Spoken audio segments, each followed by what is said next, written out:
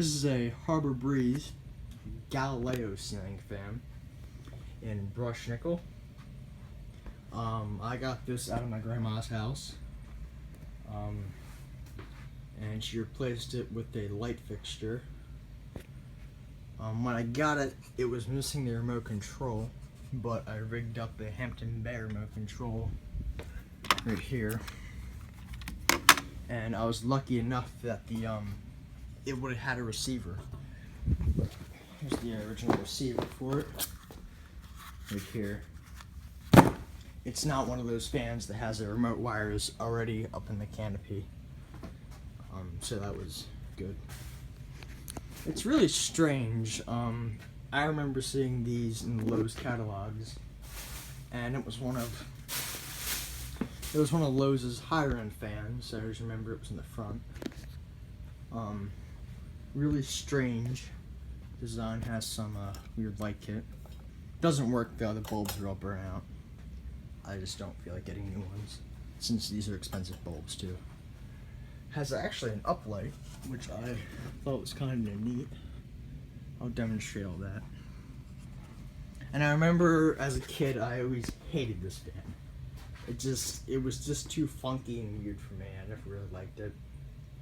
But now that I see it in person, now it's not that bad. I mean, it's kind of cool. You don't see these too often. Yeah.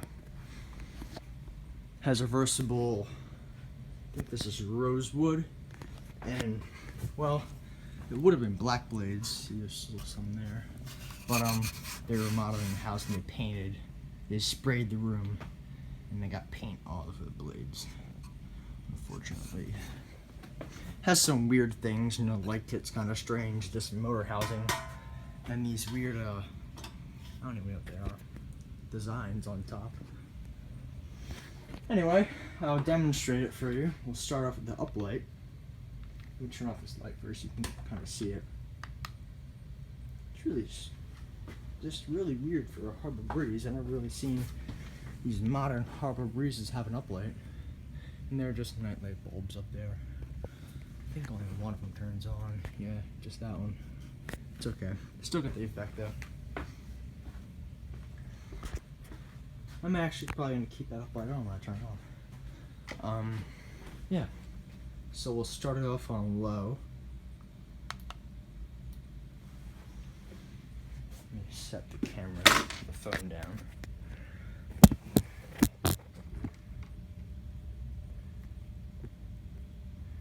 And I think that uplight dims. Let me try.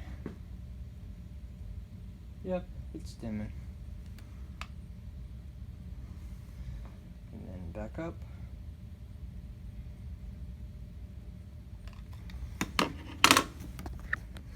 It's not a fan really for moving a ton of air. It's more of like a looks fan. But I could feel some air from it.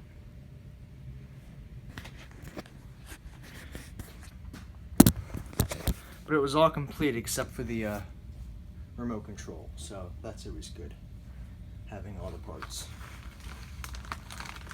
And have the original mounting bracket too, right here, painted. And there's medium.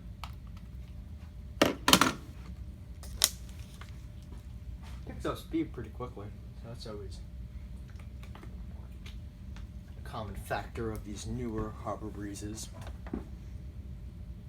Oh, and this one's dated December of 2006. It goes pretty fast, but it moves decent air for a new Harbor Breeze.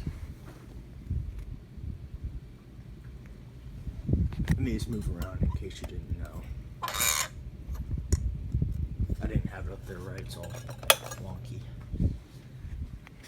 I had it without the light on it and it looked pretty cool, so if I did install it anywhere, I would have it without the light because it looks pretty cool.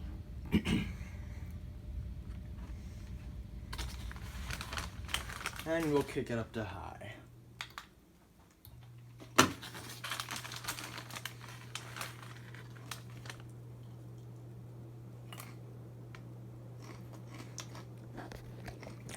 And it's going pretty fast too. And it's moving a pretty good amount of air for a Breeze once again. This wheel is a little bit out of alignment. Sounds like an airplane. It's really cool. I'm not sure. I might keep it. I might try to sell it or give it away or something like that.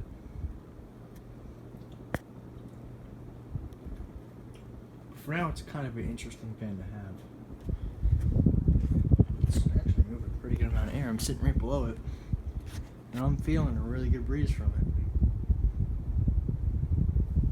The motor, I think, is pretty big. I'll show you that after I'll shut it off.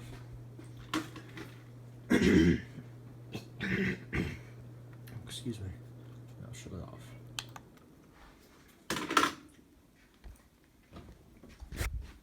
Stop it.